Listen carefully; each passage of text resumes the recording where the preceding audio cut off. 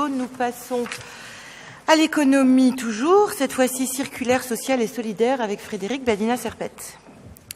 Merci Madame la maire. Ce soir, 4 délibérations économie circulaire, sociale et solidaire, effectivement, dont une structurante qui va me permettre de vous présenter très rapidement le bilan et puis comment nous allons dérouler la feuille de route économie circulaire, deuxième feuille de route que nous déclinons aujourd'hui, et puis une série de subventions pour lesquelles je ne rentrerai pas dans le détail dans le champ de l'économie sociale et solidaire. Alors aujourd'hui, on sait qu'il y a à peu près 66 000 emplois 500 qui ont été créés, emplois directs qui ont été créés grâce à l'économie circulaire depuis le début du mandat. Le comptage a été fait à peu près en 2016, on est en train de le consolider aujourd'hui. Voilà ce que représente aujourd'hui l'économie circulaire dans l'économie globale à Paris, à l'heure où la transition écologique, on sait que cette transition peut être porteuse de centaines de milliers d'emplois. Eh bien, ce chiffre, il conforte notre stratégie que nous avons commencé à construire en 2014 et que nous avons voté en 2017. Au travers du plan d'économie circulaire qui se décline via une feuille de route et un plan d'action qui est censé, qui va nous conduire en 2020 vers une ville qui produit moins de déchets, qui consomme durablement, qui recycle de manière plus efficace, mais surtout qui valorise et qui répare nos objets du quotidien pour y envisager une seconde vie.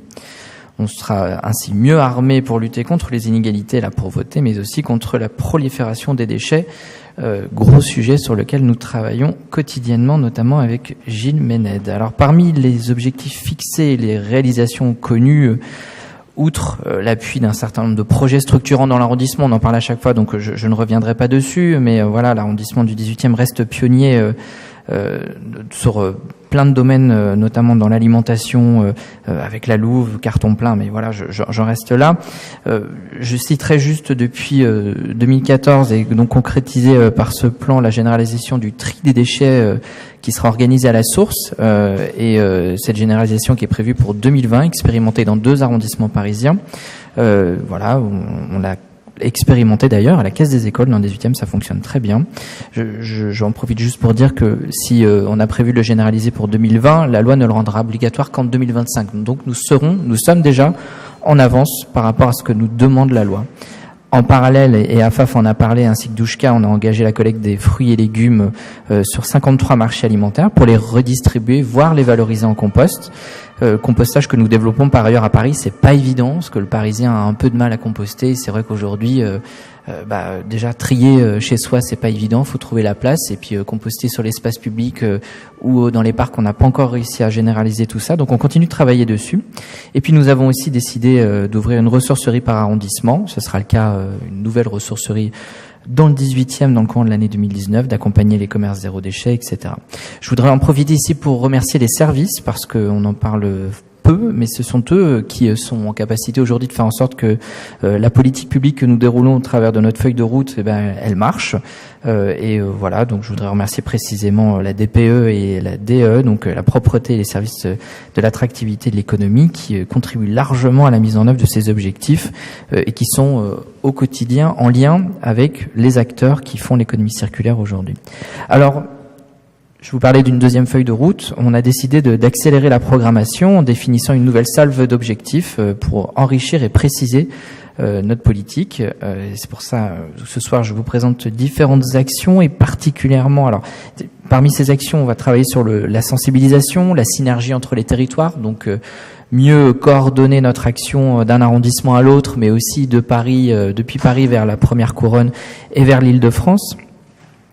Mais nous allons travailler aussi sur la consommation responsable ou encore le réemploi. Je mettrai juste l'accent sur 3 thématiques que nous allons suivre un peu plus particulièrement dans le 18e, en tout cas sur lesquelles nous allons travailler. D'abord une mairie exemplaire en lien avec les services, puisque nous allons travailler sur le réemploi et les échanges de mobilier professionnel entre les services et entre les mairies. On va engager la sortie du plastique. Nous l'avons voté récemment au Conseil de Paris. Il va falloir maintenant y aller. Vous voyez qu'ici d'ailleurs nous avons des verres en verre et non plus en plastique. On a par ailleurs, on va engager le déploiement de la collecte et la valorisation des biodéchets. Une mairie qui se mettra de manière plus appuyée en marche pour engager le schéma de la commande publique qui prévoit de privilégier des acteurs innovants, de l'ESS, de l'insertion dans un certain nombre de prestations que nous pouvons commander au quotidien et qui vont nous permettre d'accentuer un petit peu notre effet en matière d'emploi sur le territoire. L'idée, c'est de faire en sorte que les 55 000 agents de la mairie puissent participer à cet effort d'exemplarité et qu'ils puissent envoyer avec nous un exemple fort à tout le monde et aux acteurs. Deuxième focus sur la culture et l'événementiel, sur lequel nous travaillons beaucoup évidemment avec Karine Roland dans le 18e, culture événementielle notamment pour proposer par exemple au théâtre de faciliter le réemploi de leurs décors ou encore de leurs costumes, ou encourager l'éco-conception d'expositions, de spectacles ou d'événements, d'encourager la mutualisation de solutions logistiques. On en parle souvent ici, mais nous avons déjà engagé ce sujet avec la fête des vendanges qui tend progressivement vers le zéro déchet. Voilà, il y a d'une année sur l'autre, on progresse et cette nouvelle feuille de route va nous aider encore plus à progresser vis-à-vis du futur prestataire qui sera choisi, puisqu'il aura un cadre encore plus clair pour pouvoir avancer. Enfin, je parlerai de la mode éthique et de la mode circulaire que nous allons mettre à l'honneur dans les mois qui viennent, puisque nous allons beaucoup travailler avec ces acteurs du développement économique dans nos quartiers pour accompagner leur transition vers plus de recyclage. Nous les connaissons, les Gouttes d'Or de la mode dans le 18e ont déjà engagé cette transition avec un certain nombre d'acteurs qui travaillent le tissu et qui le recyclent, qui le retravaillent, qui mutualisent leurs outils pour confectionner de nouveaux vêtements. Je citerai par ailleurs la Draft, qui est un nouvel acteur de l'arrondissement, 3 jeunes qui se sont lancés dans la mode à partir de tissus recyclés qui sont assez innovants et assez sympas. Voilà. Enfin, un focus sur les accorderies dans le cadre de différentes subventions là que je vous propose de voter à la suite de cette présentation de la feuille de route économie circulaire. D'abord, un focus sur les accorderies qui contribuent largement au déploiement de ce qu'on appelle les monnaies locales complémentaires. L'idée, c'est de trouver des systèmes qui permettent de faciliter les échanges, non plus forcément avec du sonnant et trébuchant, mais pourquoi pas avec un échange de services. Dans le 18e, c'est l'accorderie qui est portée par le Petit-Nez qui est concerné par ce dispositif. Et là, l'idée, c'est d'accorder des subventions à 3 accorderies, plus l'accorderie portée par le Petit-Nez pour faire en sorte de développer ces monnaies complémentaires. Et puis enfin, pour conclure mon propos, un focus sur une association qui s'appelle Coup de main, qui œuvre à l'insertion des populations exclues et qui exploite une ressourcerie dans le 20e. Alors vous me direz pourquoi nous parlons d'une 20e ici? Eh bien parce que le mètre carré est cher et compliqué à trouver et que quand on lance une ressourcerie, il faut trouver à la fois un lieu de production, de revalorisation, mais un lieu de stockage. Il se trouve que la ressourcerie Coup de main stocke et trie une part de son gisement prélevé sur tout Paris et notamment dans le nord-est parisien, dans le 18e, à la porte de la Chapelle. Vous n'êtes pas sans savoir qu'à la perspective des JO de 2024 va faire nettement évoluer la porte de la Chapelle et que le site en question va disparaître. Et donc il va falloir leur trouver des nouveaux locaux. Ces nouveaux locaux, on les a trouvés à Cap 18, qui se trouve porte d'Aubervilliers. Alors le petit détail, c'est qu'ils occupaient jusque-là les locaux pour un loyer assez symbolique. On connaît un peu la gourmandise de Cap 18 sur les loyers qu'ils pratiquent dans l'occupation, et donc c'est pour ça que dans la veine de ce que nous faisons déjà depuis un certain temps dans l'appui des structures de l'économie sociale et solidaire et de l'économie circulaire, on va les appuyer en vous proposant de verser une subvention de fonctionnement pour pallier ce différentiel entre le loyer symbolique qui était au départ et le loyer qui est réclamé aujourd'hui par la foncière des régions qui gère Cap 18.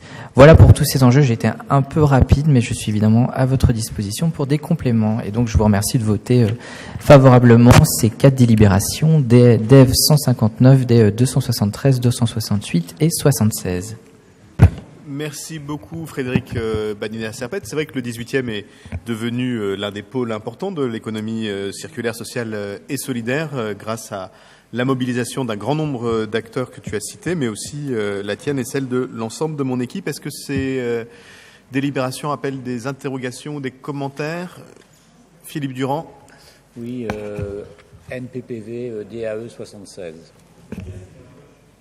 Merci. Pas d'autres prises de parole. Je vais donc soumettre aux voix la DAE 76, subvention de 40 000 euros, avec 5 associations. Qui est pour? Contre? Abstention? NPPV. DAE 268, même vote. DAE 273, même vote. DAE 159, même vote. Je vous en remercie.